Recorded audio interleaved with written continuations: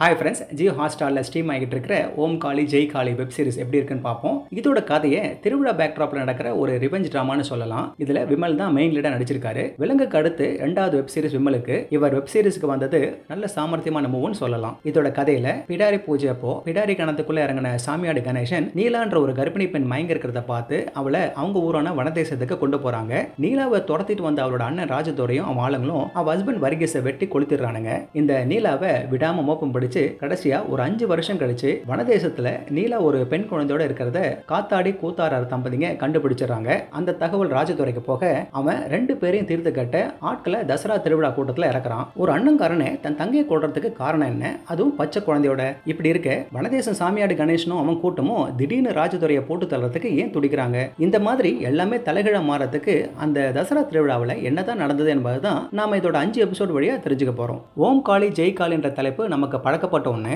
ஆனா இந்த முத்தாரம்மன் திருவிழா இப்படி கலர்ஃபுல்லா இன்டென்ஸா இருக்கிறத இதுல தான் தெரிஞ்சுக்கிட்டேன். அடுத்து அந்த ஊர் ஸ்லாங் சிட்டிலே சுத்திட்டு இருக்கிற என்ன மாதிரி ஆளுக்கு கொஞ்சம் புரியுது, கொஞ்சம் புரியல. இருந்தாலும் நல்லா தான் இருக்கு. வழி வழியா நடக்கிற அந்த ஊரோட சடங்கும் திருவிழாவும் ஒருவித பயத்தை கொடுக்கிற சாமியாடுகளோட வேஷக்கட்டு பேக்ட்ராப்போட 90ஸ்ல நடக்கிற ரிவெஞ்சும் சேரும்போது கதை நல்லா தான் இருக்கு. இதுக்கு சப்போர்ட்டா கேமராவும் முறுக்கேத்துற கார்த்திக் ராஜா மியூசிக்கும். முதல் 2 எபிசோடுங்களும் அந்த 90s காலகட்டத்துக்கு ஏத்த த்ரில்லையும் சஸ்பென்ஸையும் தருது. அது அப்ப வந்த படங்களை ஞாபகப்படுத்துது. அதனாலேயே என்னவோ கதையும் ப்ரெடிக்டபிள் ரூட்லயே போகுது. இதுல என்ன, ஒரு சாதாரண சாமியாடிய எப்படி கொலை அதிகாரம் பணம்னு வளர்ந்த ஆளையும் அவன் கூட்டத்தையும் எதிர்க்கிற மாதிரி வச்சா ஏதோ நாம நம்ப மாட்டோம்னு ஒரு குள்ள நரித்தனத்தோட துப்பு கொடுக்குற காத்தாடி கேரக்டரை சாமியாடி கணேசனோட சேர்க்கிறாரு இயக்குனர். இந்த ரோலுக்கு சீமா பிஸ்வாஸ் சரியான சாய்ஸ். ஒரு நம்பகத்தன்மையை கொடுக்குறாங்க. இதுல முத்தாரம்மனுக்கு மாலை போட்டா மட்டும் எல்லாம் ஒன்னாகிடுவாங்களோன்னு ஒருத்தர் சொல்ல, அதுக்கு சாதி மயிரா பேசுறதே ஜோலி மயிரா போச்சுன்னு வர வசனம் நல்லா இருக்கு. மொபைலே வராத காலத்துல நடக்கிற கதையில குறைகளை தேடாம இந்த ஜெயில இருக்கிற ஏஜே கேரக்டர் வெளியே வரும்போது